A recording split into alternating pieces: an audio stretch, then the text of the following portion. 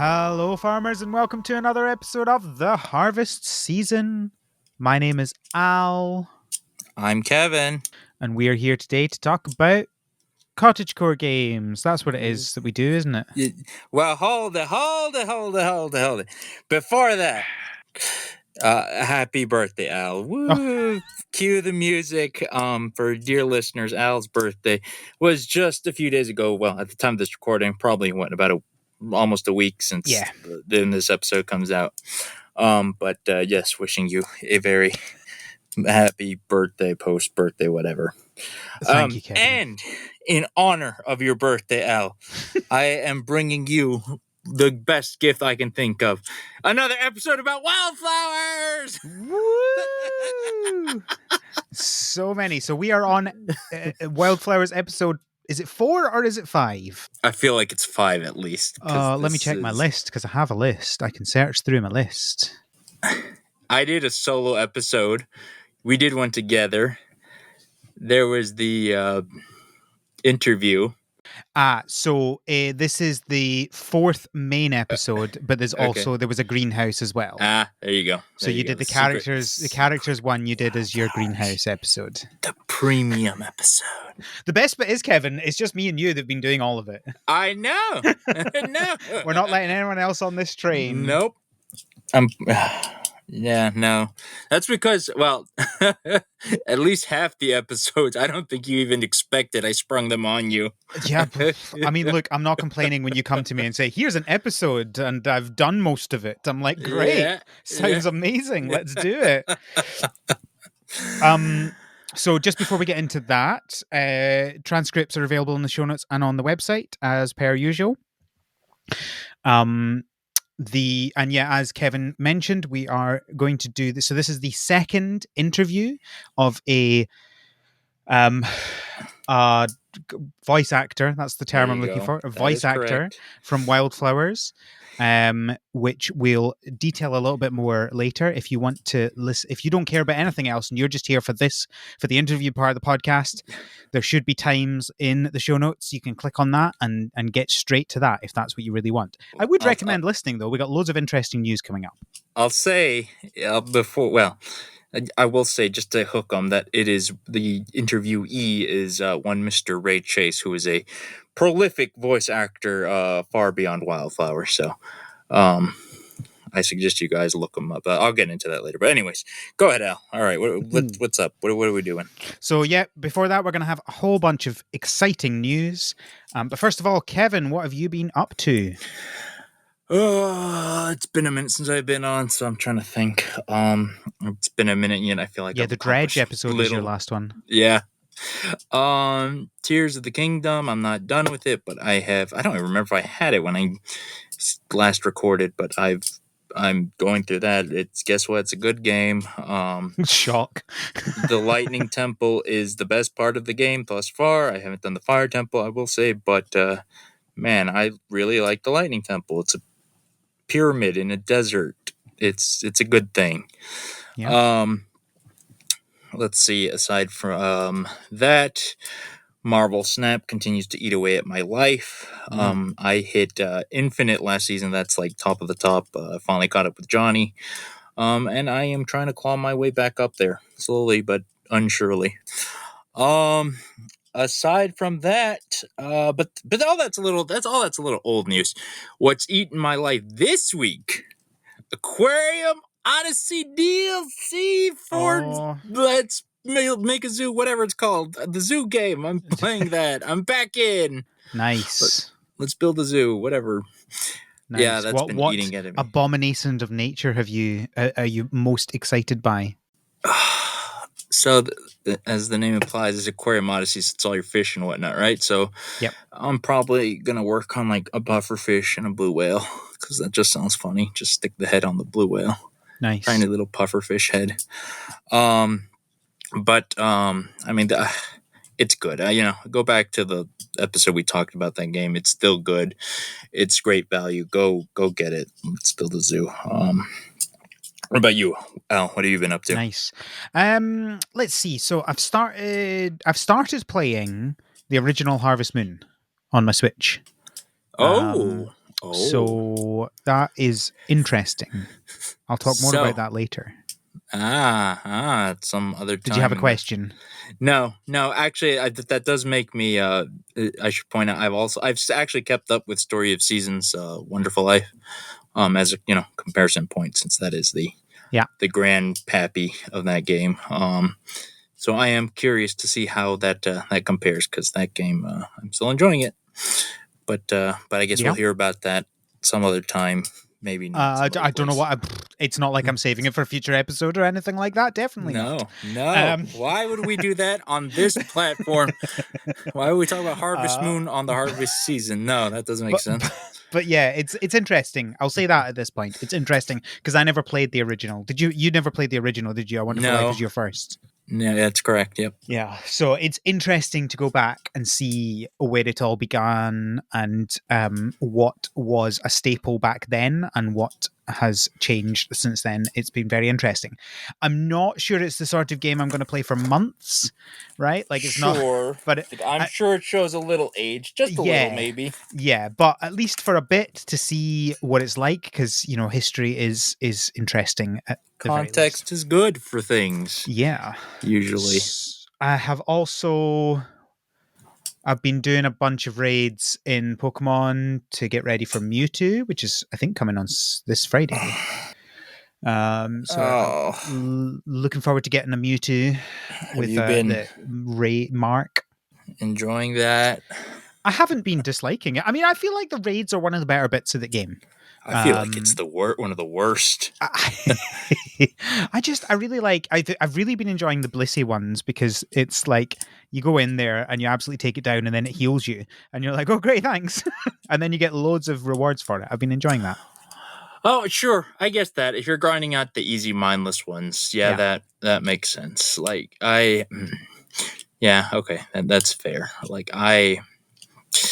I'm on many tangent here, but I play with my brother Calvin, and a lot of times we even do not even online, just like next to each other, couch local co-op type situation where he has his Switch, I have mine, and we'll be doing a raid together, or whatever, right? And that's good because hey, the person I'm coordinating with is like right next to me. We can actually just talk and coordinate stuff, but it also, being able to see each other's screens more or less shows how insanely broken the raids can be. That might not be the case at lower, easier raids where you clear them out in a second, but like the raid will be finished on one of our screens like a good at least 30 seconds before the other person. It's wild. But and that's all technical like shenanigans, but even from a non-technical, like more subjective, I don't particularly like the design of them. I much preferred the Sword and Shield ones. Yeah, but we don't need to get into that bit again. Yeah, I don't know, do we? Yeah. No, I don't think we do. That's fine. But yeah, go ahead. So that, and I've got loads of games that I'm kind of ongoing, but not really done a huge amount. I've still not managed to push past the bunch of tutorials at the beginning of Pikmin 4. They are really not fun. I've not bought the full game, but I can tell just from the demo that it's bad. It's real bad. My problem with it is, right, you get into the game and it starts you off on this little kind of mini tutorial level where you're playing with Olimar. And you've got all your powers and everything, and that's actually a really good tutorial, really fun tutorial. And I was having loads of fun during that. And then you finish it, and you go into the actual start of the game, and they put you into a new tutorial, which is just walk 10 steps, get talked at for 5 minutes, walk 10 steps, get talked at for 5 minutes. And I'm like, why are we doing this? So I'm really hoping we get back to what it was at the very beginning, and I would actually enjoy it, but I'm not enjoying it right now, so I've not been playing it a lot. It's wild because this is, the fourth entry in the Pikmin series, and I will say, like, I have never once associated dialogue with the Pikmin series. And we love that story. It's wild to see the pivot they took from like no dialogue to, oh, we're just gonna throw as much dialogue as humanly possible as we can into this. It's insane. Right? Bizarre.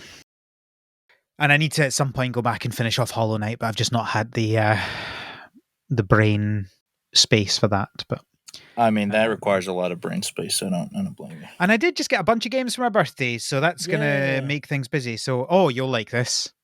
So I got, what did we get? I'm trying to remember the one that wasn't Sonic related that I got. I got Luigi's Mansion 3. Ooh, so that's a good one. And then I got 2 Sonic games. Because apparently 2 Sonic games and a Sonic Lego set. Because apparently this was the Sonic birthday. I don't even know how that happened. Oh, so I got the every birthday's the Sonic birthday for I got the new Sonic set. The one with the ball that Sonic goes in. Yeah. And the thing that speeds it along. So I got that, which I'm excited to build. Yeah. And then I got Sonic Forces, which I had never played. Oh, that's a game with highs and lows. It'll be interesting to see. I got that for Switch, and I got. I think you might actually like it, though. I'm hoping so. Because there's the levels are short. I'll say that. That's good. Yes, that's good. And I got Sonic Frontiers for PS5. Now that's a good one. Did you think you could play Sonic in Breath of the Wild? I didn't think so, but apparently you can, and it's enjoyable. I am excited to play it. All the extra updates, they're all free, aren't they? There's no paid DLC for that, is there? I've not heard of any paid DLC. Yeah, because they just announced their last update for that game. Yeah, do you not remember? We had this conversation about the Sonic Direct 2 months ago. Yeah, we had the birthday DLC. Is that still going on? No, there was another thing they announced. Anyway, doesn't matter. Remember. Whatever.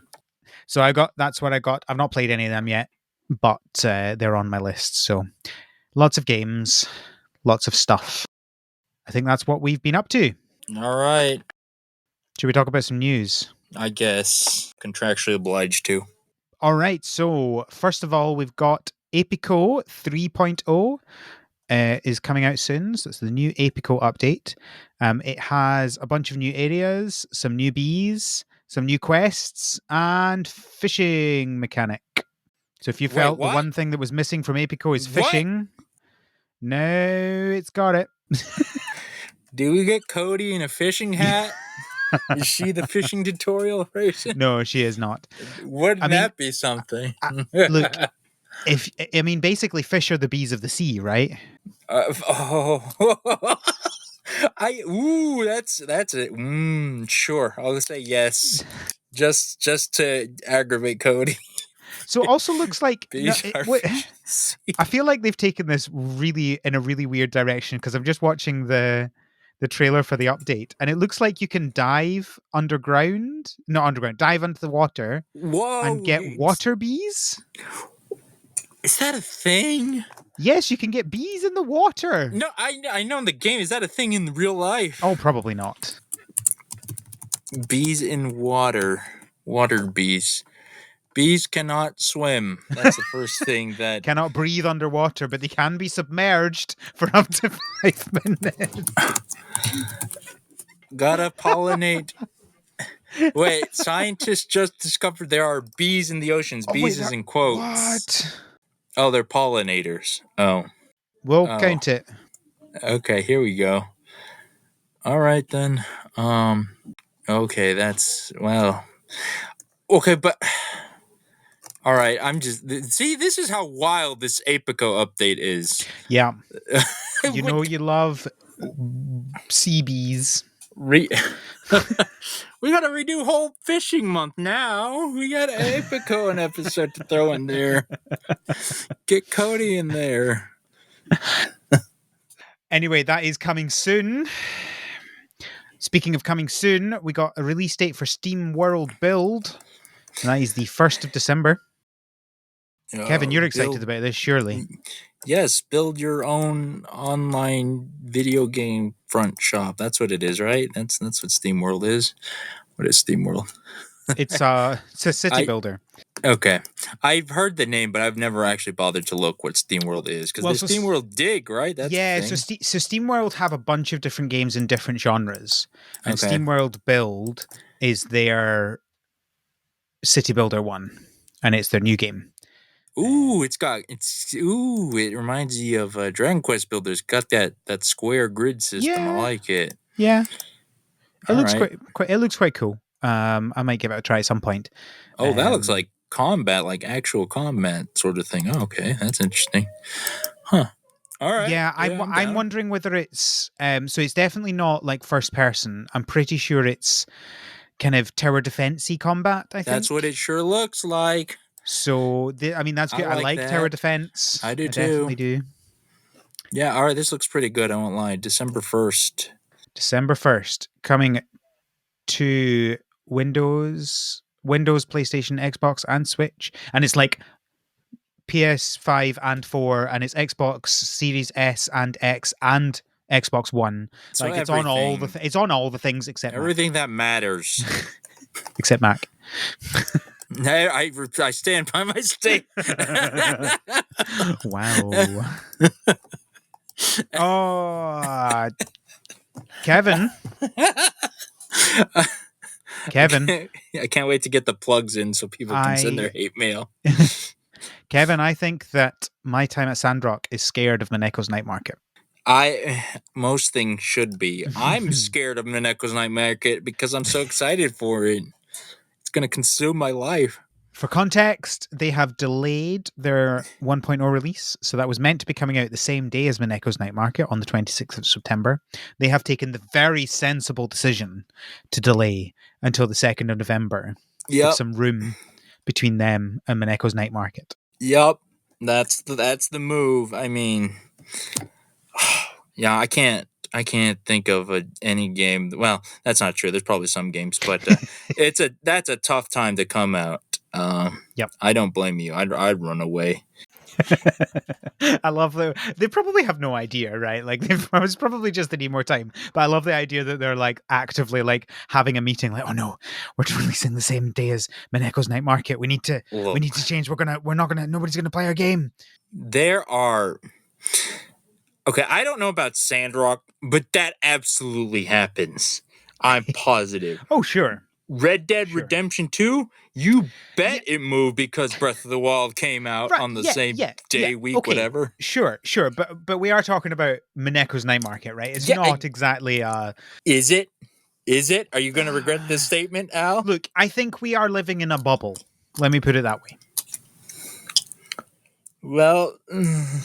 a pro-Mineko bubble. I suspect most people have never even heard of the game. Well, then we're not doing our jobs because we are not PR people. I am. I'm a shill.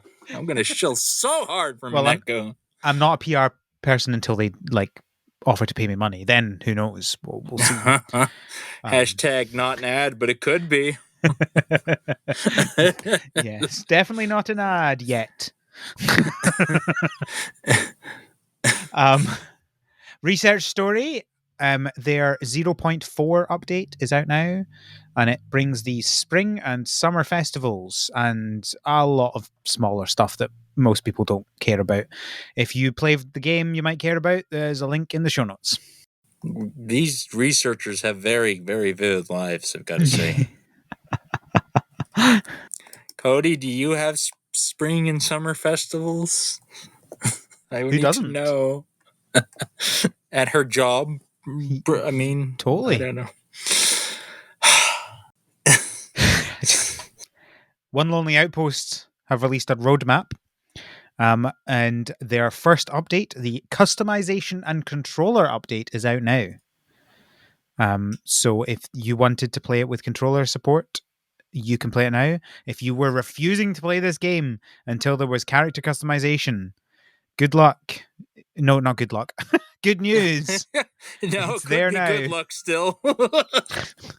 Good news, it's there now. Also, they implemented the calendar. I don't know how they didn't have a calendar in in a farming game. That's wild. I'll say Roots of Pacha didn't have a calendar, but that's because you had to invent the calendar. Yeah, but is this game actually out? Has anyone checked it? Are they just bluffing? Well, it's in my library. I own it, and it's downloaded on my Steam Deck apparently, but I haven't played it yet. Download without your knowledge. It's like malware. I think I kickstarted this game. I really don't know. I lose track. Right. This is okay. All right. Yeah, so they've got a roadmap for the rest of their updates as well. So there's one coming fall 2023, there's one coming winter 2023, one coming early 2024, and one coming 2024. Presumably not early. So if you are interested in what's upcoming, that will be in the show notes as well. Speaking of things coming soon, we've got Fae Farm, which I think comes out in the 8th of September. Oh, that's real soon. That's like when people hear this, that'll be like a week, roughly. Yep. They have released a new trailer, their launch trailer, and they've also announced the deluxe edition. So if you had previously pre-ordered the game, you now have pre-ordered the deluxe edition. They're just kind of upgrading everybody to that version. Oh, that's nice. If you haven't, you can choose between the standard or the deluxe edition. The deluxe edition includes a copy of the soundtrack and 2 content packs that will be coming before the end of June 2024. Okay. And whichever one you buy, if you buy it before release date, you will get the Cozy Cabin Variety Pack, which includes a cozy casual farmer's outfit and a bunch of stuff like a birdhouse and a bench and stuff like that. There you go. I'm interested. See, I feel like Fae Farm has actually been getting push from Nintendo. Yeah. So I'm interested to see if this actually becomes a thing, and the whole MMO aspect. Like it's. I'm applauding them for trying this. It's a bold idea. I'm not a fan of the character designs, but other than that, the animations and the visuals in general look very nice. This guy chopping trees and he's going full like haymaker circles with his axe. It's crazy. All right, Fae Farm. Well, I mean, soon enough we'll find out. Get ready for the harvest season guild in Fae Farm. I don't know if they're guild. I have no idea. I really don't. We'll see. Disney Dreamlight Valley. This is a very small piece of news. They've teased Belle. Belle's coming to the game. Is that small to you, good sir? Yes, it is. Belle? Yep. It's Belle. It's the best. I love image descriptions on the internet. So have you read the image description on this tweet? No, I haven't. It says, Belle sits on a bench by a pond reading a book in a screenshot from Disney Dreamlight Valley. I mean, it's very descriptive. That's correct. And you know what? And that's all I need. I'm excited to just sit on a bench with Belle and talk about books. That was awesome. So if the one character you've been waiting for is Belle, those people exist. I am 100% sure there are. Like, and I'm sure there are quite a few of them, right? Like, it's not going to be one. I'm sure there are. I'm not personally excited for Belle, but that's just me. That's fine. I'm not judging anybody. I'm judging. I like Belle. All right. Wait, what? Slime Rancher. They're making a movie. I know. I for just read the Slime next Rancher. What? What? So Slime Rancher, that game where you are ranching. What would be the verb? You're raising slimes. No, ranching's good. You're ranching slimes. And we're not talking about this hut in Stardew Valley. No. We're talking about the game. They're making a movie about it. Is there a story in this game? I've not actually played it. Look, Gran Turismo got a movie. Anything is possible. Right. But it wasn't about the game. This is the thing. It wasn't like Animal Crossing got a movie. What? Oh, yeah. You didn't know that? Professor Layton has a movie. Well, actually, Professor Layton is plot-driven, so that kind of makes more sense. But, oh my word. Yeah. A 2006 Japanese animated film based on the Animal Crossing video game series. Oh, yeah. I'm not even going to try and pronounce what the title... It looks like it wasn't... it's the Animal Crossing movie. That's all you need. Wow. That's all you need to look it up. It was not released outside of Japan. It was not, but you can watch it.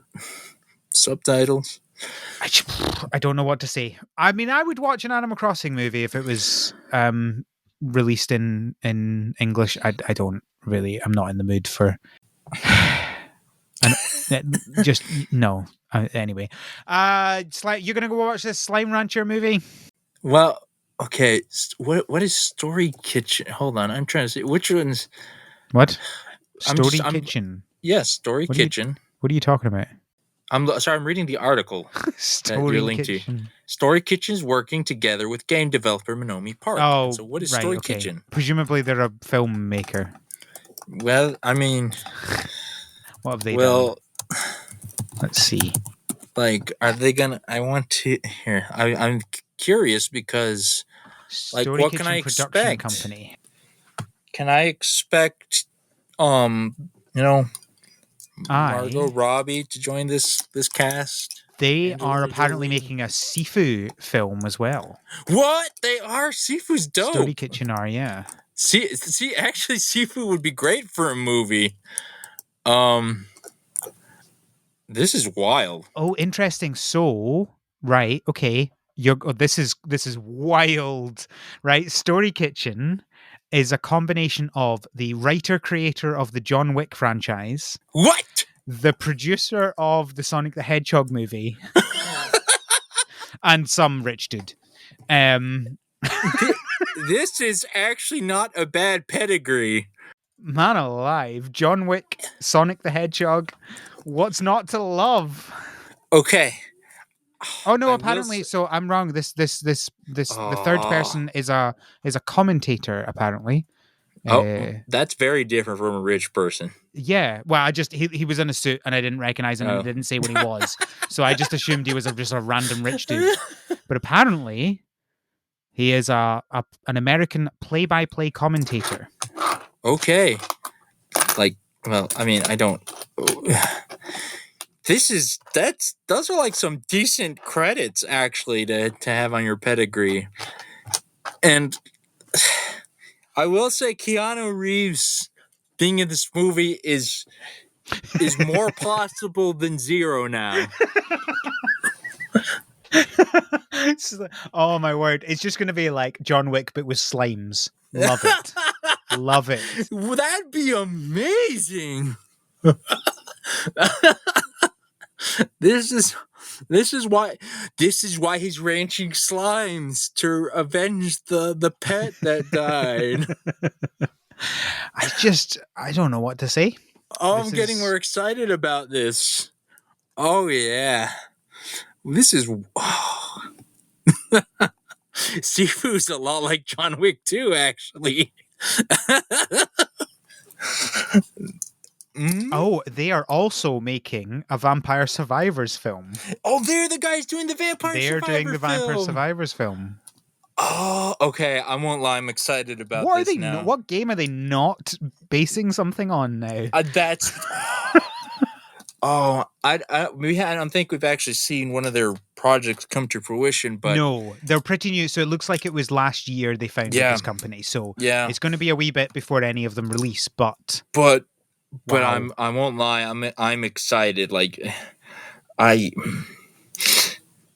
Wild. They will probably be better than other video game movies. I will say that. Yeah, well, that's not a high bar. But what I find really interesting is the three that they've decided to do are Sifu, Vampire Survivors, and Slime Rancher. One of these things is not like the others. It's not the one you think, actually. Well, it's going to be better than the Assassin's Creed movie. I can tell you that. I never even watched that. That's fine. That's fine. Look, as long as it's better than, what was that one with Tom Holland? Oh, Uncharted. Yeah, Uncharted. That was meh. That was probably on the level of Assassin's Creed. I can tell just by looking. It was fine, but it was not great. Just like Assassin's Creed. Those were 2 hours I spent, and I guess I spent those 2 hours watching a movie. That's my review. That's quite Get excited for the Slime Rancher movie. Look, I'm going to watch it. Let's not pretend. Yo, for sure. I'm probably gonna watch all 3 of these at some point. But okay, so Sifu 1000% could be live action. I mean, do you know what Sifu is? The Sifu one is live action, yeah. Okay, yes, because that's just kung fu. It's a kung fu move. That's all it is. I believe the Vampire Survivors one is animated. I don't know, but it could be live action. My point I'm trying to make here, Slime Rancher, how would you do that live action? What did that mean? Yeah, the Vampire Survivors one is animated and the Sifu one is live action. And this is one that is both, shockingly. It doesn't say. It doesn't say. It's probably going to be animated. I'm just messing. It's probably going to be animated. I'd be amazed. I don't know. I think it could be either. How would you? Well, you're going to CG in all the slime. I understand that, but like, what does it look like? Because Slime Rancher. Hold on, let me double check. Slime Rancher is like cutesy, isn't it? Like, yeah, it is. They look like the Juminos or whatever. Yeah, so you could have quite a weird contrast between the surroundings and the player character that ends up being in the game, and then this CG cutesy slime bouncing around this realistic environment. It would be weird, but I'd love it. Or do they just lean into it and make them like serious, like faceless monstrosities? Oh no, it's is it the thing? Is that the blob? The blob. The monster? The blob. The blob. That's what I'm thinking of. It's a very different thing. Like, come on. The blob is what I'm thinking of. No, I'm just saying that'd be something to make the movie with that. Oh my goodness. Wait. Hold on. I'm talking about Slime Ranch, but I don't remember the last time I actually looked at it. This thing's a first-person shooter? Yeah. Okay. Oh, well, okay. Makes more sense than I thought. Well, you're not really shooting. I think the thing you're holding like moves the slimes around. It's a vacuum gun thing. Yeah. Well, hey. It's like a tractor beam. Yeah. This will be interesting to see. I didn't think we'd cover a movie on this show. Wow, this is wild. I love it. Speaking of wild things you didn't expect you'd see, Bungie are apparently making a life sim game. Okay. So, you do with that what you want. Bungie the Destiny. Yeah, company, they're the Destiny people and Halo. Some of the Halos. Did they take over Halo? They didn't do the first Halos, did they? They did Halo 3, I think. I've never played any of these games. Anyway, they have released a bunch of information about a bunch of their games in incubation, and they said one of our favorite incubation projects is a team-based action game inspired by several genres in a brand new science fantasy universe. It draws inspiration from, right, this is a crazy list. Oh my goodness. Fighting games, platformers, MOBAs, life sims, and frog-type games wrapped up in a light-hearted comedic world. I think like Frogger. That's what I assume, but who calls it a frog-type game? I guess not to get sued by the Frogger people? What?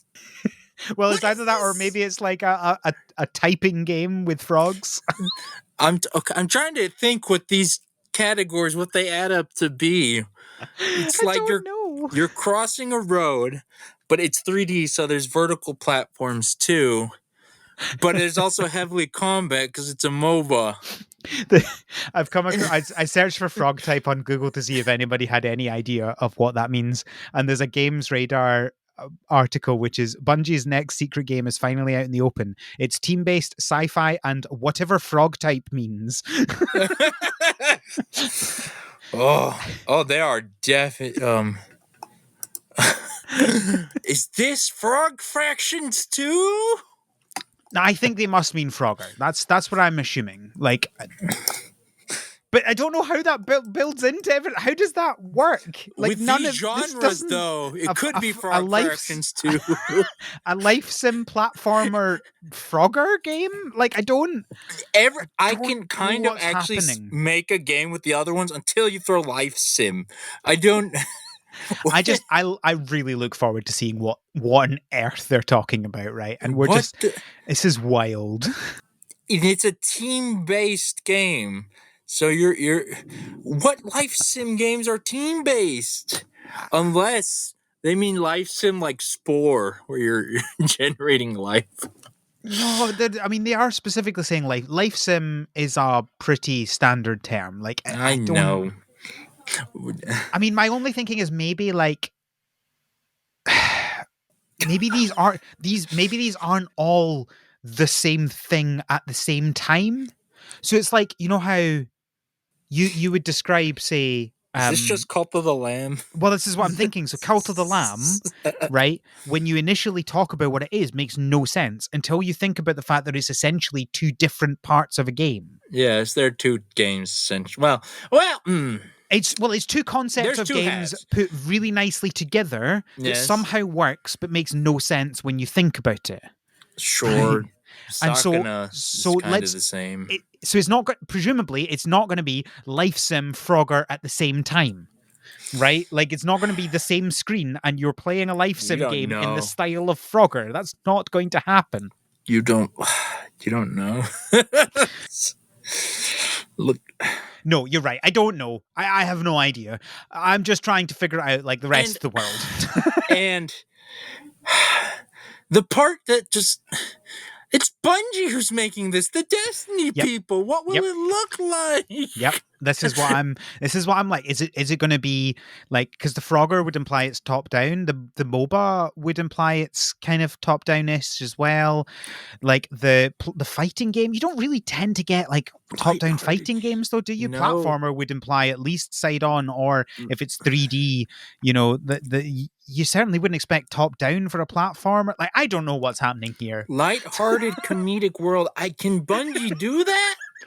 Is there anything in their portfolio that shows they know what that looks like? I'm super excited to see what this is. Oh my gosh, between this and the Slime Rancher movie, for me, we've lost the reins on not just this episode, on this genre. What on earth is going on? Well, let's go to something a little bit more sane. Is it? Pumpkin Panic. This is a new game. It's out now. Explore this little farm in the middle of the forest. Plant crops. The character already. Oh, I'm in. Take care of the plants. Go fishing, or whatever you prefer, but have a good time. But be careful. They say that strange things are happening in the area. I mean, like, it's your character looks like the horror villain serial killer guy. You're wearing a pumpkin mask. You're pretty is that a mask or is it a face? I don't know either way. And everything's like this dusk lighting sort of thing. And oh gosh, this clearly, like, they're showing only cutesy images, but there's clearly something horrifying that will happen in this game. Oh yeah. Somebody let Kelly know. She's gonna love this. Oh, she already knows. We're talking about it. Don't you worry. We're talking about it. Hey, I'm feeling I know we're gonna talk about this year for Halloween. Don't you be assuming things. Don't you be assuming things. Also, it's out and you can just get it for whatever you want. Question mark price. They say name your price. Yeah, it's right there on the website. It is name your price on itch. Go go give that creator money. If you can't afford it, go play it and share it. It looks wild. The average playtime is 40 to 60 minutes, it says. So you don't need weeks to play this game. And it has controller support. Okay. I'm watching this trailer like there's the shift, like, I mean, it's what you expect, but that shift goes hard. The tone shift, I mean. Like, first of all, you're holding the red balloon from It. It's clearly the red balloon from It. And then it ends with the shadowy person, but like crawling, like Golem chasing you. It's yeah. I love how you're like walking around your farm in the dark with your little lantern as well. Yeah. Like this is great. Oh, this feels like real scary game. I don't like it. That shadowy creature. Oh my word! And it's because they changed. First, it has like some music. It's like, yeah, all right, that's music, and then they cut to like staticky sound, and it's not great. I don't like it. Oh, this is definitely cottage gore. Oh yeah, cottage gore. Oh yeah. Wow. What a. You said this is going to be more sane. It does not look more sane. Oh. Okay. So shall we continue the wildness of this episode? I see the name. Okay, I just want to say the name of the next entry is called Mobberville. And my new reaction at the rate we're going, I thought this was some sort of mafia thing. Wrong kind of mob. All right. Unfortunately. No, not unfortunately. So this is mob as in like, like the villains in games. Yeah, so help the mobs rebuild their homes like in Mobberville. Yeah, so this is presumably like after someone has gone through this, that the hero has gone through and destroyed everything, you're trying to help the monsters rebuild their village. I like this idea. I'm looking at the video though. I'm not particularly fond of the execution. Yeah. And I'm not. If I saw this trailer without you telling me the description, I thought, oh, this looks like a nice little farming-esque game because you're farming and building things. My biggest complaint is the guy doesn't look like a mob. He just looks like a guy. Yeah, your player character looks pretty generic, and I wonder whether there might be character customization at some point to look like different there mobs. is. The trailer shows you can like get little goblin ears, or you can get a wheelchair. Right, okay. So there is some type of customization. But just when you say mob, like, again, creeper, like Minecraft, that's probably one of the most prolific uses of the word mob, where all the things that aren't the character are called mobs. The villagers, the yes, Minecraft. So the creepers, the whatever. So you'd expect something that looks not maybe human or I don't know, something more like, oh, this is clearly a monster guy or whatever. Anyways, but that said, the game actually looks nice once you get over past that disconnect I'm having. It's an interesting style. It's unlike it. It's an interesting mix of like some things look kind of realistic, some things don't. There's some parts are kind of like very samey colors. Some parts are quite vibrant. It's an interesting mix of things. I'm unsure of how I feel about it all. It almost looks cel shaded at times, I would say. Yeah. I like it. I don't know. It's interesting. I guess people look at it. I'm fond of the main character design. Notwithstanding, I like the look of this game a lot, actually. But work with me here. Imagine this game, same premise, but you're in the mafia. I'm telling you, there's something there. A life sim mafia game. Is that what you're saying? I mean, yeah, you're in the mob, but you're not like one of you're not one of the goons. You're the guy who like runs the office. You're there. You gotta feed the mob. Why are we talking about a Digimon next now? Chronomon. This is our final news item for the episode. Thank goodness for that. Chronomon, a monster taming RPG farm sim.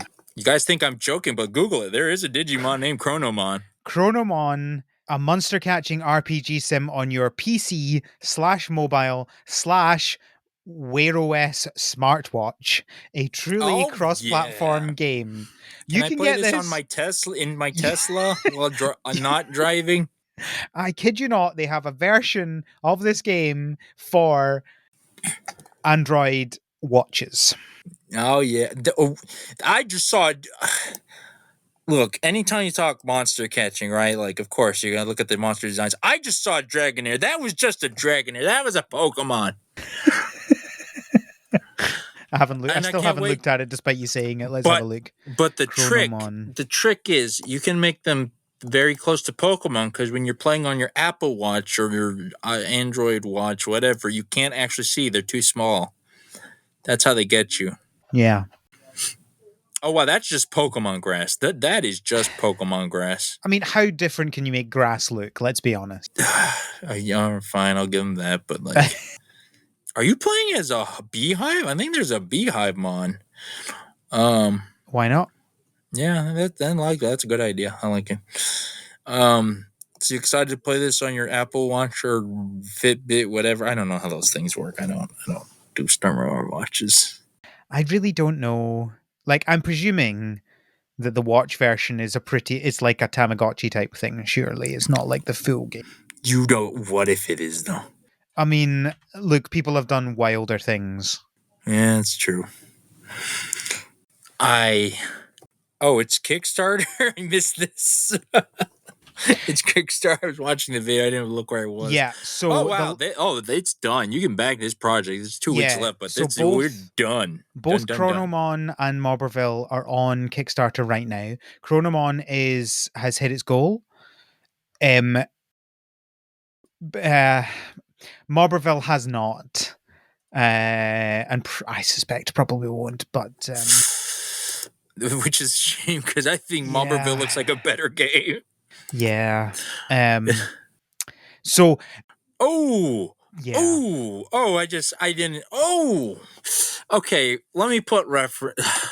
Marvel only has $200 out of a 25,000 goal. They have roughly the same amount of time as Chronomon. Oh, that's rough.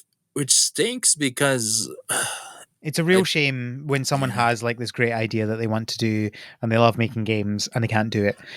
But oh, my heart. Yeah. Look, but this is what we're here for. We're influencers. Yeah, go back the game if you want it. Or even if you don't, go back it. Oh, look, it's like me and any of Greg's Kickstarters. I don't want it, but I want to support it. Comes out. Look. Greg listen to the show. I don't think he does. I don't think he does, but I don't think he does, but I'm sure I've told him before.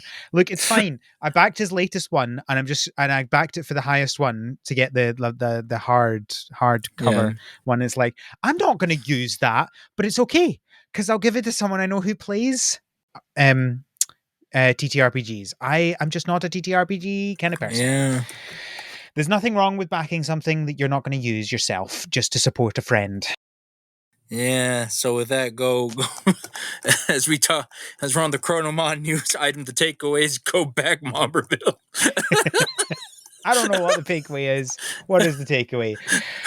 What does online leaderboards mean? That's the next stretch goal. Kevin, I don't know, but we're already nearly an hour into this episode and we've not even introduced the interview yet. And half the time it's just been wondering what these news items are. What does all of this mean? So that's the news. We're just about to go into the interview, but before we do, because Kevin and Ray finish off the podcast in the interview, we've got a few things to plug before that. Yes. So Kevin, you've got a new thing. So the new thing I've been doing, Our mutual friend Alex has toyed. I don't half jokingly, half seriously. It's now full seriously because he's finally done it. He has started a new podcast called Rainbow Road Radio, dedicated to all things Mario, however you want to say it and call it. I am on said podcast. We are, I think we're going to record like the 8th. By the time this comes out, the 8th episode will be out. You can follow it at Rainbow Road Pod, I believe. Let me double check that. Good job, me. Good job, Shilling. On Twitter or X, whatever you want. No, Twitter. I shouldn't call it that. That's a bad name. Or you can find me at Koopa Prez or at Spider Squared. Yes, Rainbow Road Pod is the handle that he goes by on Twitter. I don't 100%. It's been kind of a warm-up period for us. So, we're still figuring things out, feeling it out and whatnot. So we're going to probably formalize and get better at shilling and whatnot. He's been keeping on the down low intentionally. But if you want links to the episodes, feel free to look up there or message me at Koopa Prez or on the Slack if you happen to be, and I can hit you up with the episodes. But yeah, we talk about lots of Mario things. It's pretty fun. Wild stuff I never knew about Mario that I learned. Did you know Yoshi has a full name? Yes. Did you? I didn't know. I did know because I listened to Rainbow Road Radio. There you go. Find that out. And also tune in to see if we win the box of peach Oreos from the sweepstakes. Oh, high stakes stuff. And spoiler alert, probably not. Oh no, don't say that. I really want that box. And most importantly, the timing is super apt for not finally being able to chill here on the harvest season because big news in the gaming world I'm sure everyone has heard about. Charles Martinet, the voice of Mario for 30 plus years, has just retired. So that will actually be covered on the next episode. So definitely a good time to jump in.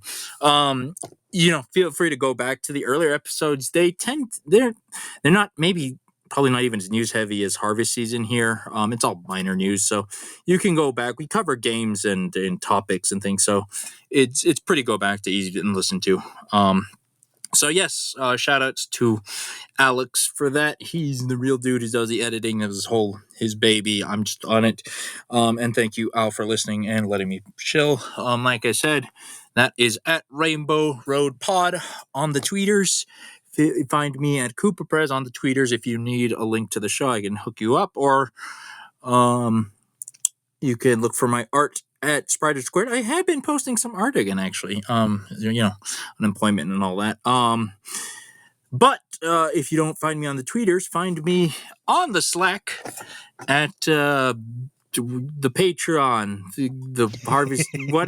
I don't remember. I'll say the things. I don't remember the things. You can find the podcast on Tumblr.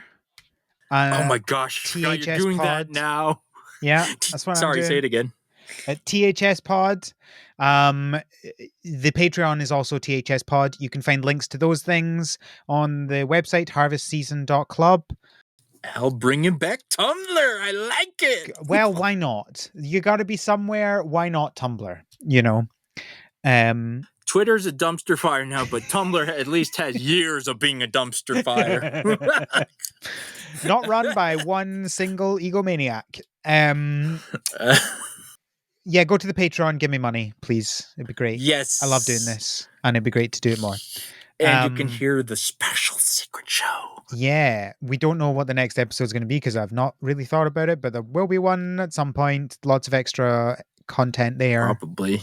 And if not, go back and listen to the other ones because they're all good and they're non-news related, so they're very easy to listen to. Almost all of them are completely outside of time, except we cover basically every Nintendo Direct and Pokemon Direct and stuff like that. So. Some of them will be dated, but they're still fun, especially if you go listen to the ones where we try and predict what's going to happen in the direct. Go see how wrong we were. They are such fun to listen to because normally I end up editing them or something like just that. There was one where we recorded the day before and I didn't edit for 2 weeks or something.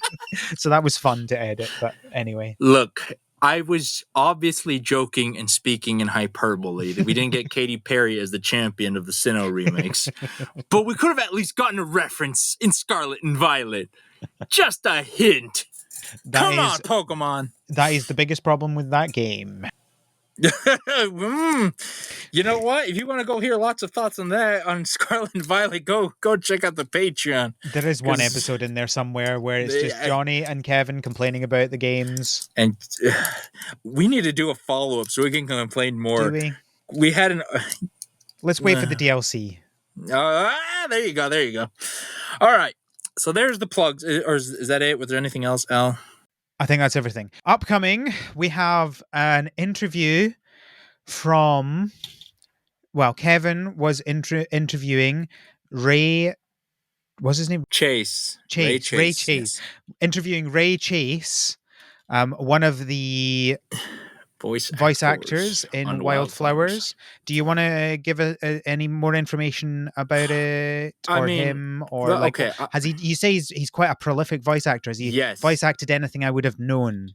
You may not have played it, but he voice acted Noctis, the protagonist of Final Fantasy 15. I have not played it, but I have heard of that. Okay, I mean, yes, right? Like, even everyone knows what a Final Fantasy is. I have heard of a Final Fantasy. If you voice acted the protagonist of a Final Fantasy, that's a big deal. So, okay, fair enough. That's a starting point. There's a good number of other things. I'm trying to think of what you would know, Al. There's an anime. He's in games. Ray Chase. I suggest you guys just look at his IMDb. Oh, you know what he was? The Pokemon. What was it? The Galar. Was that Journeys? The Galar season? Yeah, he's the professor. Oh. Yeah. What's his name? Professor. Yeah. Yeah.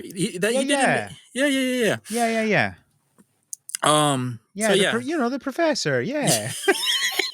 I love you.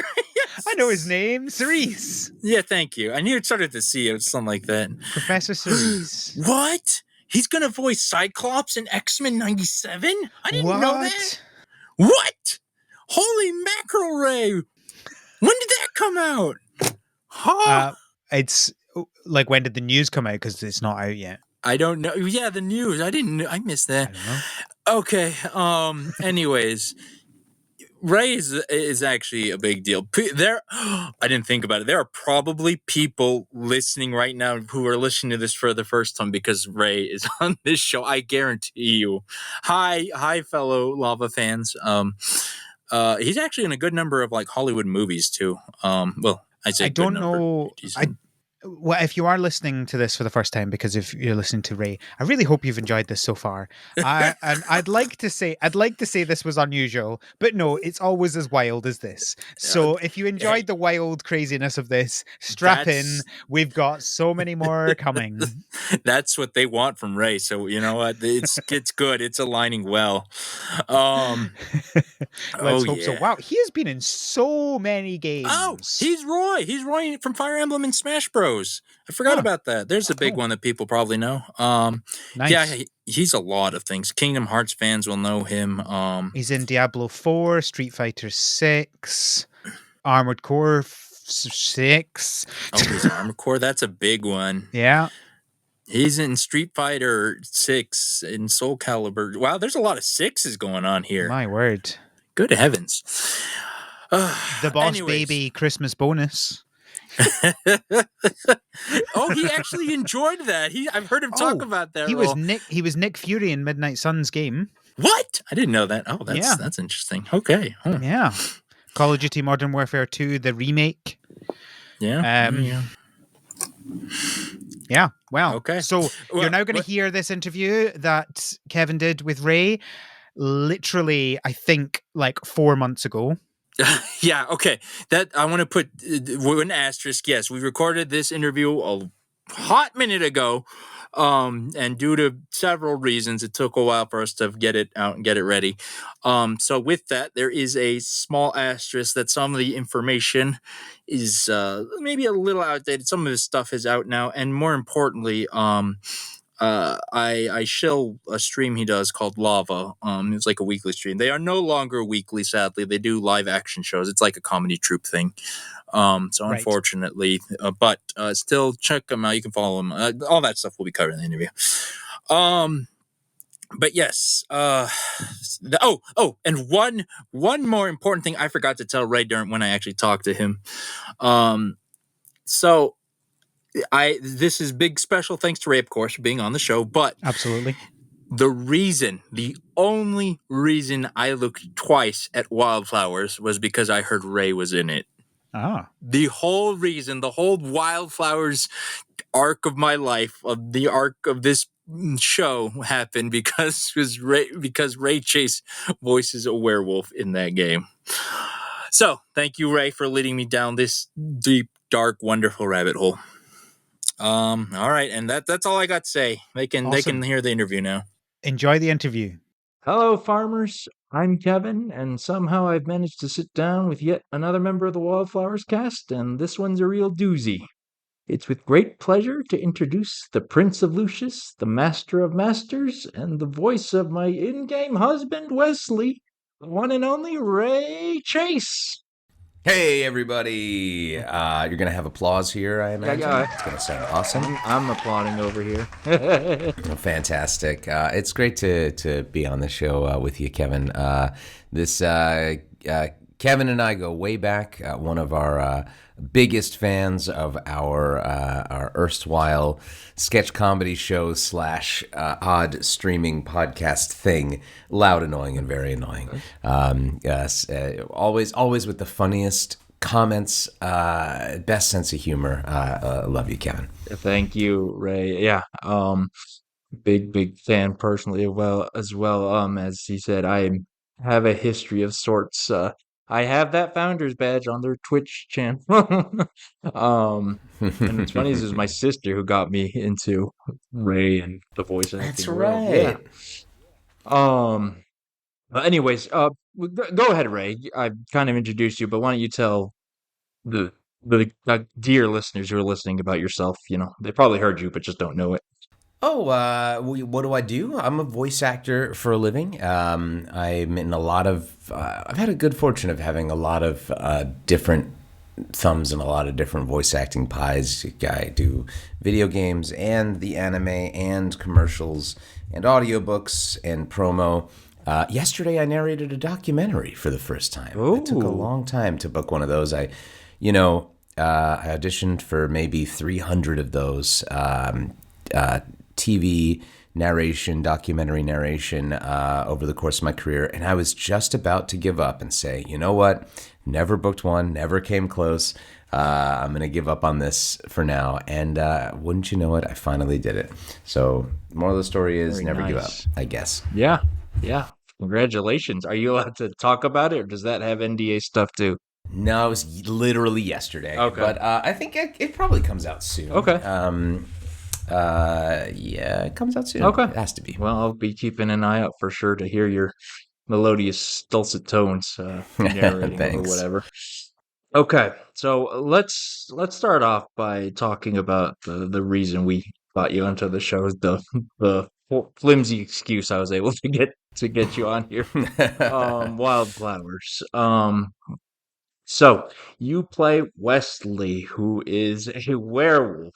How did that happen? How'd you end up playing a werewolf? What's the history here? So, Wildflowers. So, full disclosure, yes, I worked on this game. I have not played this game before. That's fine. Valerie, the voice of Tara, who I've sat down with, also has not played. She hasn't played it. She's the main character. Yeah. Gotta play a game if you're the main character. I always try to do that. Okay, let's see. I auditioned in March of 2021 for the characters of Angus. Oh, yeah, they didn't use codename. There's a codename for the project, which I won't reveal because why not? Right. It might ever come out again. The codename is not Wildflowers. It's something else. Random word. And auditioned for Angus Seaton, who must be a character in the game. Yes.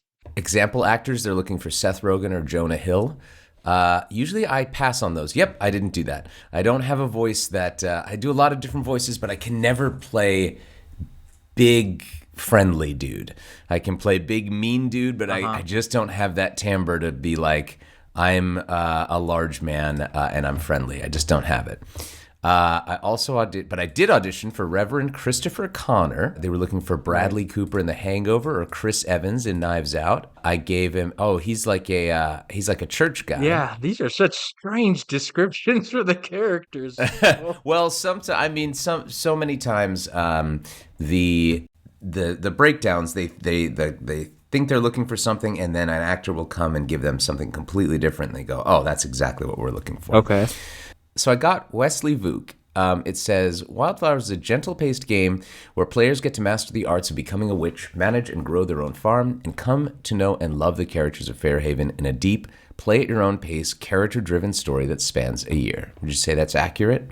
Yep, that is, pretty much on point with the premise of the game. Wesley is male, age 35, werewolf, half Russian, half Tlingit, accent Alaskan North Canadian. Example actors Martin Sensmeyer and Anton Yelchin in Odd Thomas. So they were looking for a Russian accent, yeah? Okay. Intellectual, dapper, polite, and curious. Unlike the other residents of Ravenwood Hollow, Wesley wasn't born Fey. He grew up in a small town of Alaska and got a college scholarship that took him to Anchorage. This is all true, I think, but after a terrible accident in the woods, Wesley discovered that he became a wolf during the full moon. Wesley collected every bit of information he could find, traveling to many remote places to try to cure his lycanthropy. There was no cure. Eventually, Wesley found himself in Ravenwood Hollow, where he made a home for himself among the other Fae and set up shop as a bookseller. Wesley would like nothing more than to run a normal bookstore for normal humans, but he's also grown attached to the Fae he lives with now, plus the humans in Fairhaven, who he visits when he's not in wolf form. And it looks like he's got 3 little lines, and I assume that I did a Russian accent. Right, which is interesting because he does not have one in game. Yeah, so I did it. So I'm listening on my computer. It sounds like I do. As wood-based paper breaks down over time, it releases lignin, which smells like vanilla. I just love that fact. That's kind of what I did for him. Okay. Amazingly, that got me a callback a few months later, many months later. And it was a directed callback. So that's pretty rare in the business where they say, hey, we're going to do, or no, I'm sorry. So that's not rare. Callbacks are usually directed. I'm thinking of like when they change the specs, which it looks like they said no more Russian. They want to do usually it's like a requested redo or something. But this was a callback. And yes, it looks like we are no longer doing any Russian accents or anything like that. So, oh wait, why did I do a Russian accent? Is that, I'm thinking now, because actually it did say Alaskan North Canadian in the original script, huh? Yeah. So I guess I looked up Anton Yelchin and Odd Thomas or Martin Sensmeyer. Why All did names I do Russian? I don't know. Yeah, I wonder why I did Russian. I guess I said, today I'm making a strong choice. And then I did, let's see.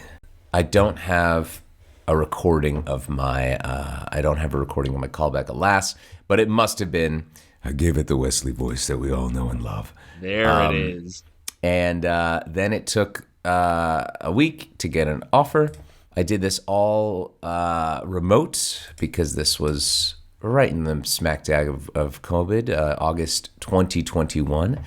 And I got to work on a couple of sessions with this. And the director was Kritsia Bajos, who's super, super fun. Definitely one of those directors who's very passionate about their job and really, really cares about making the project as good as possible. She's an absolute blast to work with, an actor herself, so she's really good at communicating, and just a dream. And worked on that a couple sessions, and then slowly been doing more for all the updates, the marriage updates that have been coming along, which is fun. So it's a gift that keeps on giving. Yeah, certainly. Yeah. Yeah, Valerie talked about the voice director, and it was their first job as director, I think. They just knocked it out the park because it's fantastic work all around. 100%. Okay, so let's talk about Wesley himself. I like obviously the bias here, but I still think Wesley is one of the best written characters in the game. And you know, there's lots of other great character arcs, but just he's a werewolf, right? Which is a fantasy situation, but he's dealing with this isolation and parts of his identity he's not comfortable with, and those are very real, relatable issues. And still, even with that, he's intelligent and kind and just all around great. So, how did find his voice or fit in the role? Like, did you do anything to find inspiration or anything like that? Well, I was highly aware of the genre of game that we're doing, that this is a Stardew Valley type cozy game. And I really wanted Wesley to be as cozy as possible. Even though he's a werewolf, he's a lot more like a teddy bear. So I was playing a gentle guy with a gentle voice, and making him as cozy and lovable and huggable as possible. So that was a lot of where it came from, especially with his lines, how positive he is all the time, and very loath to say anything bad about anything. Trying to find if I have any scripts. Yes, I do. Yeah, he's just always happy, even saying, "Oh, my heart. Yes, you just took my breath away." He's always happy and excited, and I love that about him. Yeah, that's a lot. So even though he has like that backstory where he's a little bit out of sorts, and there's plot elements where things are getting messed up in the community that they live in.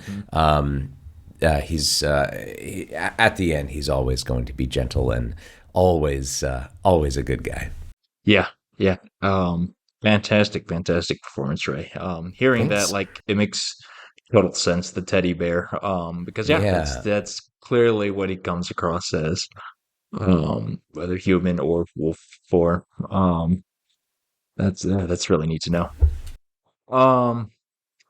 Let's see here. Oh, so you've seen your character at this point, I'm sure. Yes. He is a dapper fellow. Like, woof, good heavens, I fanned myself when he came onto the game. He okay, I've got to know, if was the design like that from the beginning, because I for people who don't know Ray, he's been known to sport a quite lovely beard and facial hair throughout himself, right? So yeah, in the original audition, they had final character art, so they knew exactly what they were getting into. Wow, because I could have sworn they were taking inspiration from you. From me? Oh, no. That's interesting. That is cool. Do you have any favorite moments or lines from your Wesley's story and whatnot? I like the ones where he I don't know, because the marriage is out, right? Right, yes. I think it's really fun doing those lines where he's just so polite always, even when things are out of sorts. There's the him hanging around the house and just being so happy all the time and saying he loves his wife so much just gives me a lot of joy. It's so easy to do those lines and so much fun. It's better than doing combat lines or crazy stuff. Instead, just saying, "I was just getting lost in your eyes." It's really good.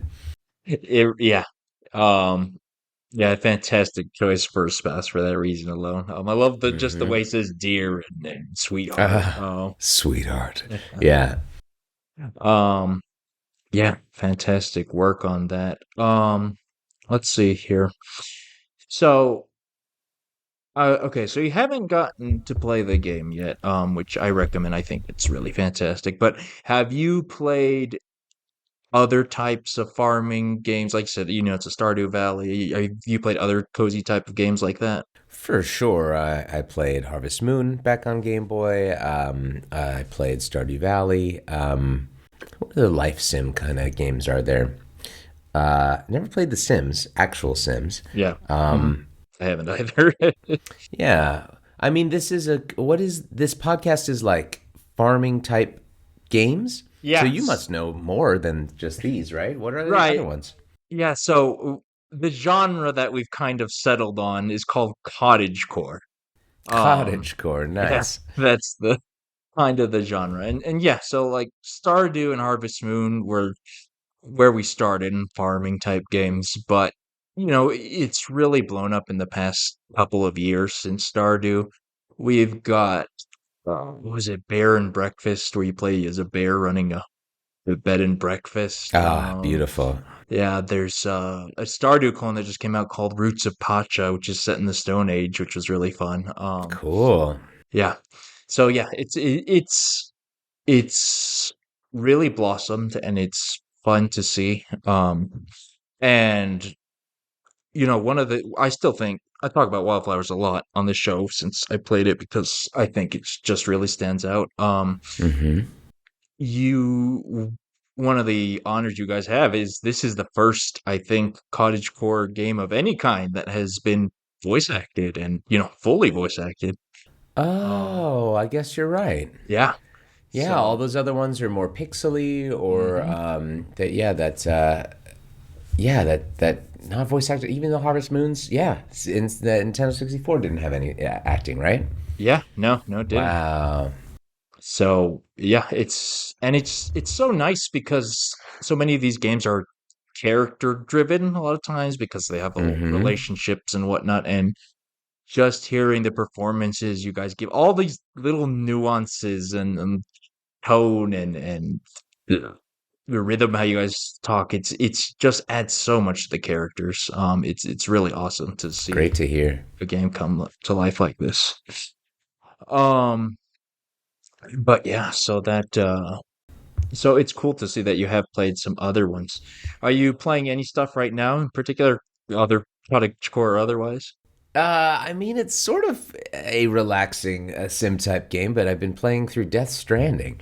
It's a wonderful game. I played it a little when it came out, and then got too busy. But now I have a little bit of extra time at night sometimes, and I'll play that one. And it is super. It's a chill game.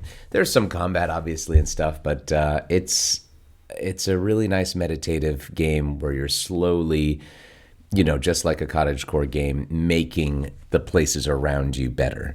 And it feels really nice. Huh. I hadn't thought about that, but yeah, it is like that, isn't it? You're Mm-hmm.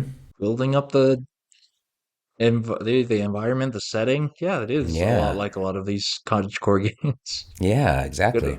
good old Norman Reedus and his funky fetus. Yes. So let's see here. What about?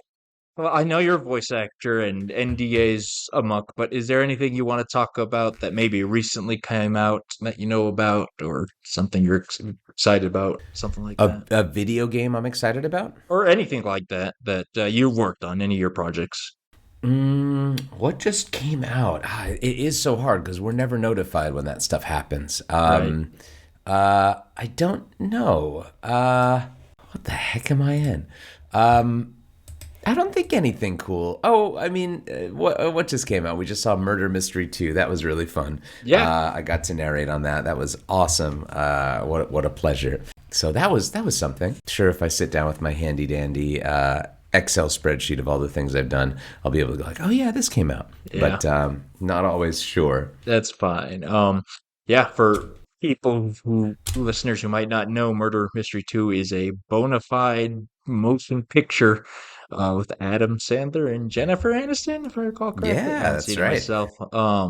So congrats on that. That was cool to hear. And Thanks. on that topic, like this is, well, as far as I know, like the fourth big picture film you've been on. You've been on a number of them now.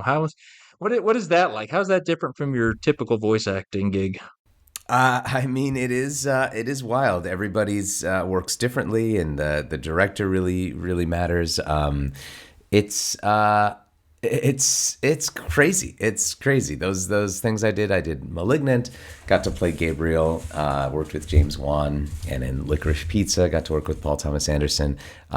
It's wild. You're just grateful, and you're so excited to go to work and so excited to work on these things. The auditions for those are few and far between, but they're really worth it every step of the way. If you book one of those, you just feel great. Oh, yeah, I can imagine. Like, it's so cool to hear that passed it in those. Unlike Licorice Pizza, you had a genuine on-screen character for that one. I haven't seen it myself, so I don't know how much, but it was cool to see you actually in the film itself. It was Um, cool. It was a voiceover only audition, just a voice match, and then they asked me a few months later, "Can you grow a mustache? Because maybe we want to do this role on camera." And I said, "Yes, I can." And then COVID happened. It got delayed a bit, but I grew my hair out, grew the mustache, and got to be on set for a day. It was awesome. that's cool. So Yeah. that's where the mustache came from. That's Yeah. interesting. Oh, that is fascinating. Um, let's see here. So okay, so that's all, career stuff, but what else have you been up to on your free time or any interest you want to talk about? Well, as you might know from following Lava, we're making a video game and directing it. Yes. So I've got a lot on my plate. That is essentially my full-time job right now, along with voice acting and going to conventions. So it's been busy, it's been stressful, but I really hope that ultimately it's worth it when this game comes out because it's a special one.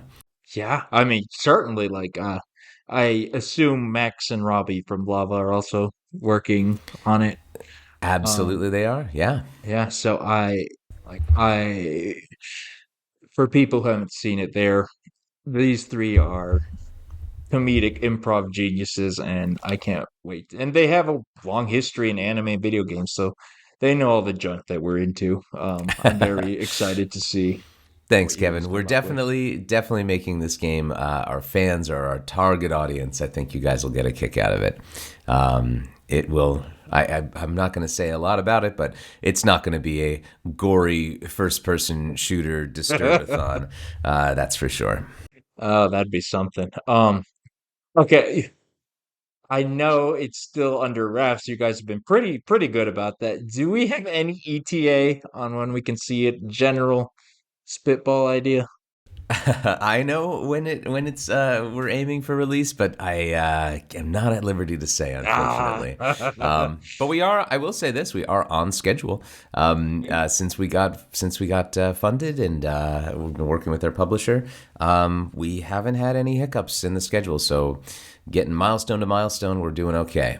So Okay. definitely at this point not the kind of game that's going to be delayed by a year. We are on Yeah. track. Yeah, no, and that's probably for the better.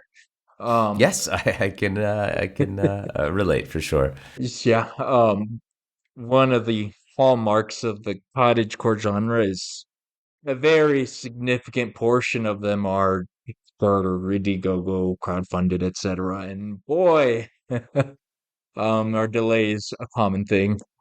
Absolutely. Even though this is our first game, our publisher that we're with is Hmm. long-standing and able to give us a lot of advice along the way. Oh, that's exciting. Yeah. But yeah, no, good on you. Yeah, I'm very interested to see that.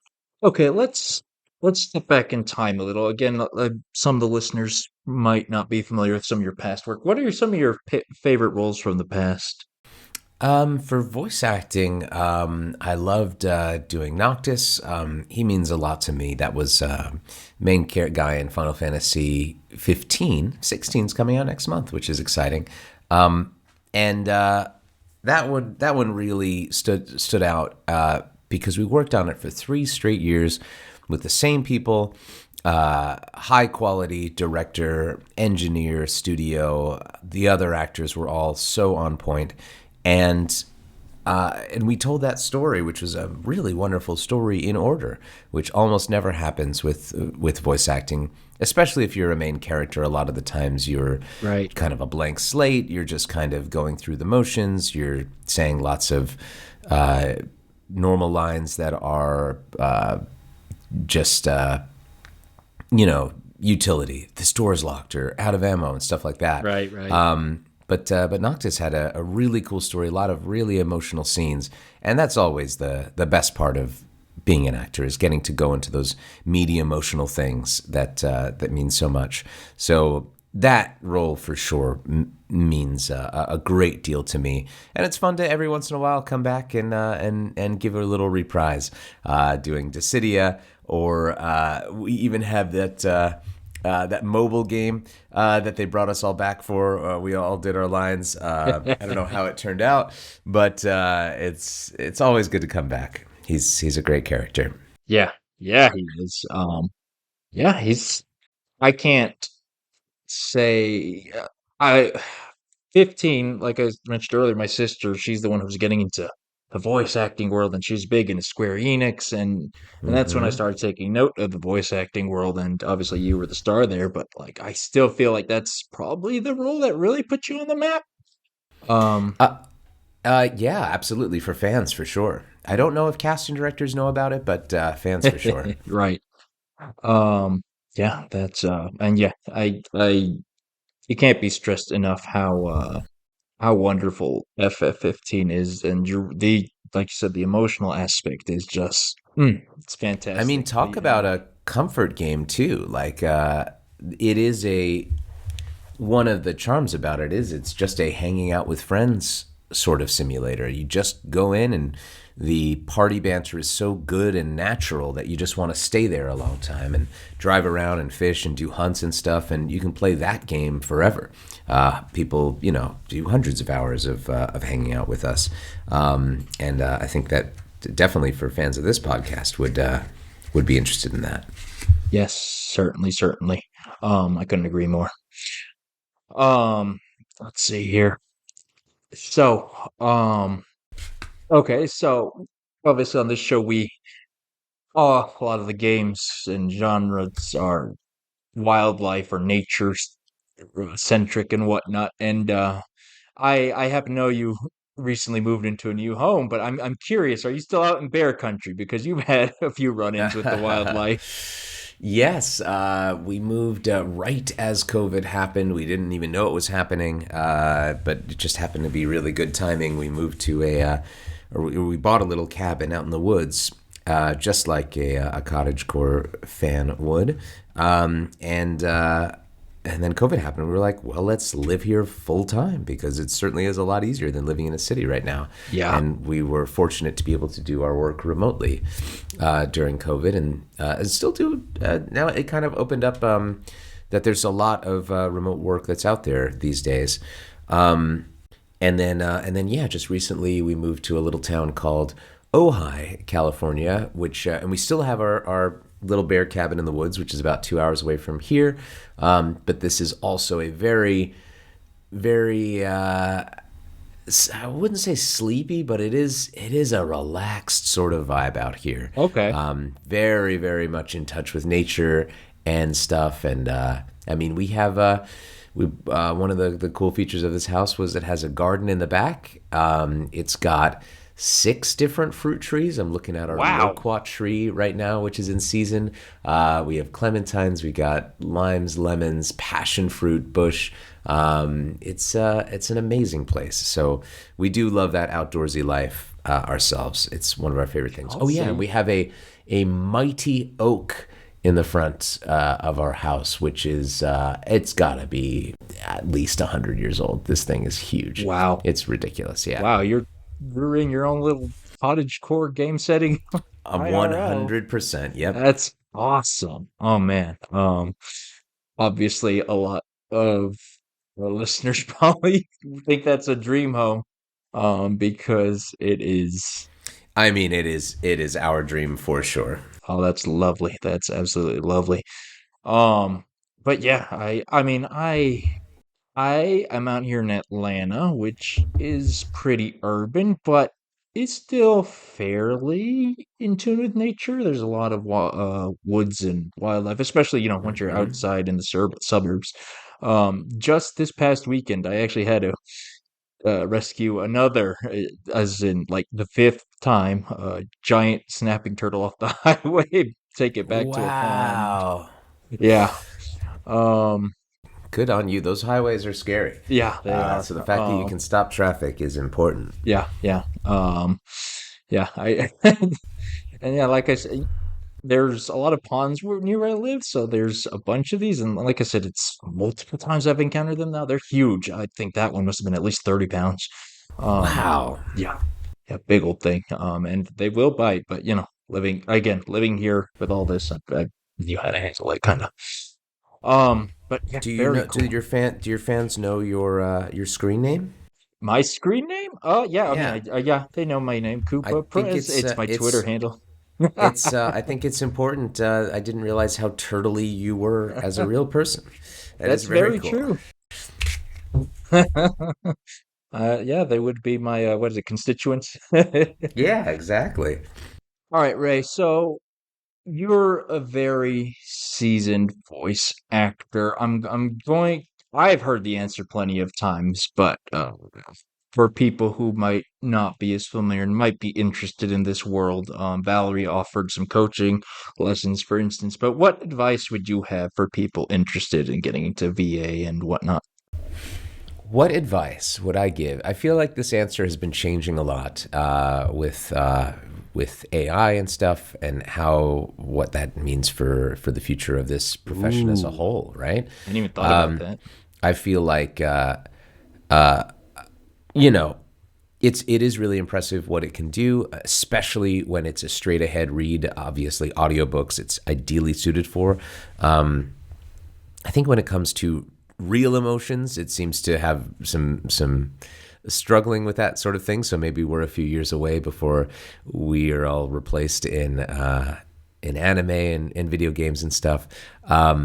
So for now, I think the best thing to do is really be the best actor that you can, because it's the one thing that, while it can replicate our voices really well and give straight ahead reads, or narration sort of reads, if you want to truly distinguish yourself in this field, it's work with heavy emotions, work with subtleties, because humans can really, really tell when that's a robot or not, or when a robot is cheating at that. We can really feel the depth of and movement within a human.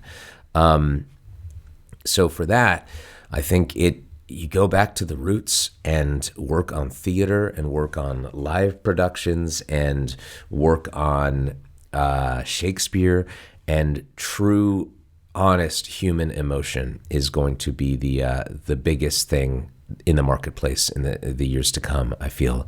And that is something that you can do anywhere.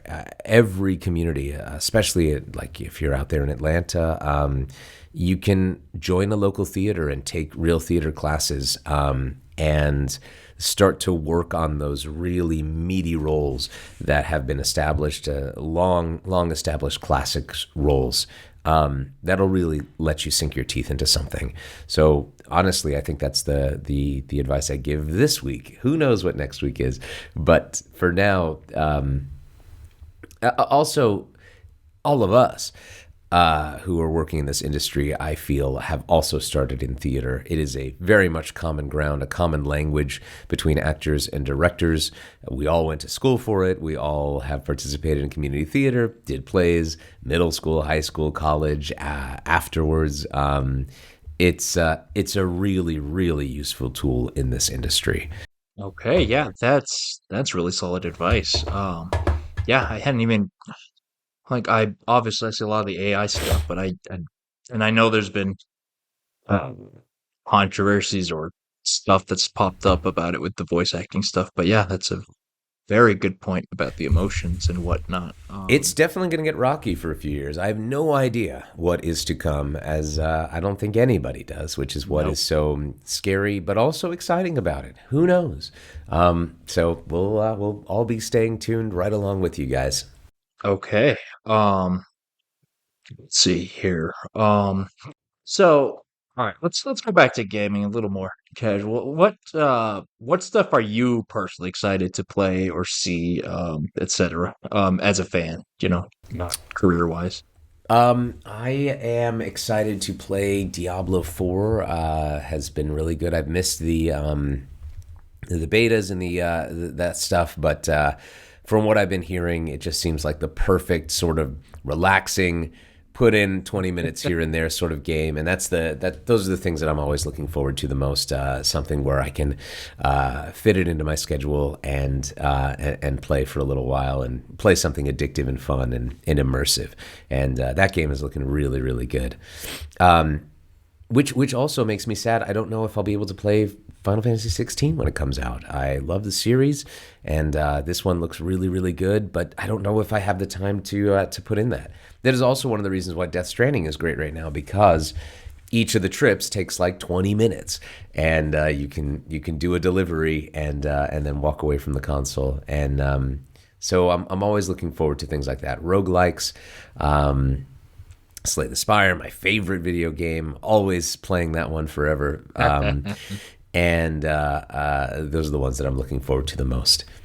Today the new Zelda reviews dropped. It looks like it's a perfect game, but I don't know if I'll have time this year. I'll have to be a late gamer on that one. Yeah, no, it's tough when you have a lot of actual stuff going on, right? Yeah. I'm a 9 to 5er, so I have a little bit of time after, but at the same time, you're working on some really cool stuff, and it's definitely worth it. Diablo 4. I'm working on not cool stuff too. Yeah. There's certainly some bad things I've been a part of. Let's be real. Well, I mean, your performance isn't bad probably, but yeah. Oh man. Yeah, that's a topic for sure. The biggest regrets. We don't have to. I won't put you on the spot here, but one day I'll poke your brain about that. But oh man, Diablo 4, that comes out real soon. I didn't realize how close it was. Yeah, a couple weeks. Yeah. Let's see. Here, changing gears to something I'm excited about, but you're in Street Fighter 6. See, I knew there were things that were coming out that I forgot about. Yes, Street Fighter 6. Really proud of that one. That game, we're never in charge of how good the game is. It's always a crapshoot. Right. And it looks like this is the one where everything's coalescing, and they're making this one really, really high quality. It looks fantastic. Yeah. I dabble in fighting games, but I associate with a lot of people who are into it, and it's just through the roof hype for it. And for people who don't know, Ray is playing Guile, the classic flat hair somehow American soldier man. Go home and be a family man. Yeah, he's so much fun to play. It was an honor to go and work with Jonathan, the director, and it was Alex Lee who recommended me for the role in the first place. So I have him to thank for it. Yeah, Alex Lee, the voice of Luke, good friend of mine, and he was like, "Whoa, they're recasting Guile. Hey, give Ray a shot." So I'm really grateful that he gave me that opportunity.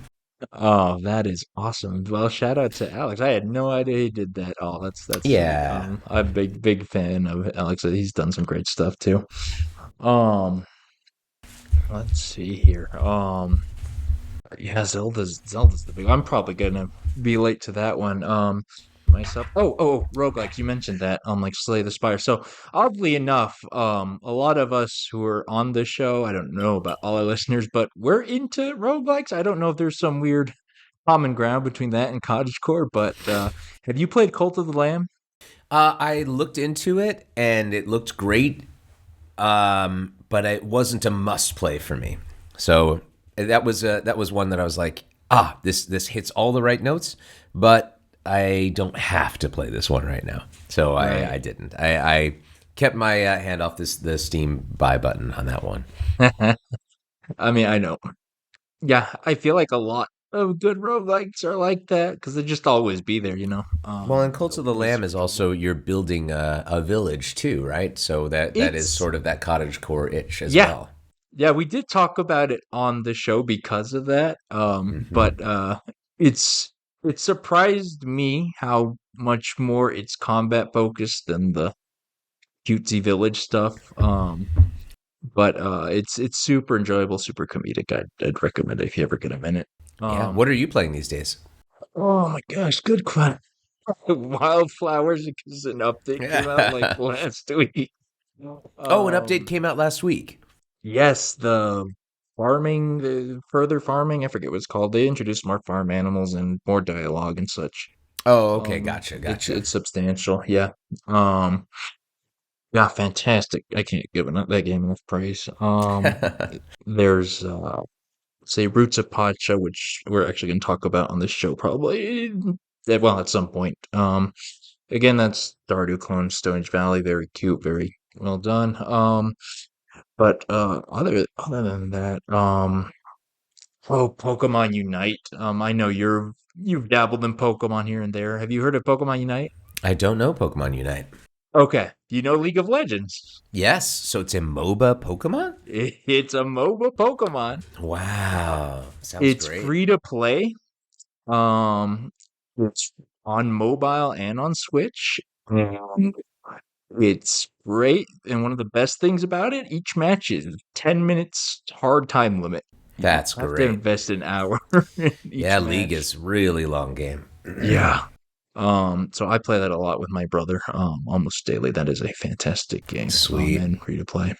With that, I think we can kind of start wrapping it up. I don't want to take too much of your time, Ray. I very much thank you for coming on. It is a pleasure hearing your voice always. Lots and lots of laughter. Of course. Where would you want people to find you or look for you or your projects, etc.? I've been using Instagram these days for obvious reasons. It's Ray Chase on Instagram. You can follow me. Been doing a lot of fan conventions and signings these days, so I'm all over the place. I'm going to see you in a couple weeks over at MomoCon, Kevin, right? Yeah, in We'll Atlanta. see each other? Yeah. That'll be really fun. Yeah, that'll be great. Yeah, there you go, folks. He's all you post on Twitter. You post a lot of your projects and stuff. That's where I follow you. So feel free to check him out at. I'm just Ray Chase at Twitter, yeah. And as he mentioned, shout out to Lava, loud, annoying, very annoying, comedy improv group extraordinaire with Ray, Robbie Damon, and Max Middleman, all excellent voice actors. If you look them up, they have like 1 million roles combined. Follow us at Loud Annoying on Twitter, and we stream every Wednesday night, 7 p.m. PST. We play a lot of Fall Guys. It's just we can't escape the beans. It's just too good for podcasting. I wish I wish Al had been able to hear about this. I think he just got back into Fall Guys recently himself, but It was a new update. Yeah, it was great. yeah, yeah. Yeah, good stuff. I can't recommend the streams enough. They are hilarious. Yes, we love Um, having a Koopa present there too. You are hilarious as well. thank Great you. I great appreciate comments always. it. All right. All right. And as we wrap up, Ray, would you do us the honor I have of one thing to say. Yeah. Until next time, farmers. Have a good harvest.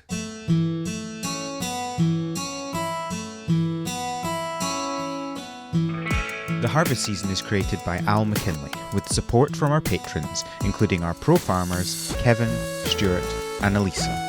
Our art is done by Micah the Brave, and our music is done by Nick Burgess. Feel free to visit our website, harvestseason.club, for show notes and links to things we discussed in this episode.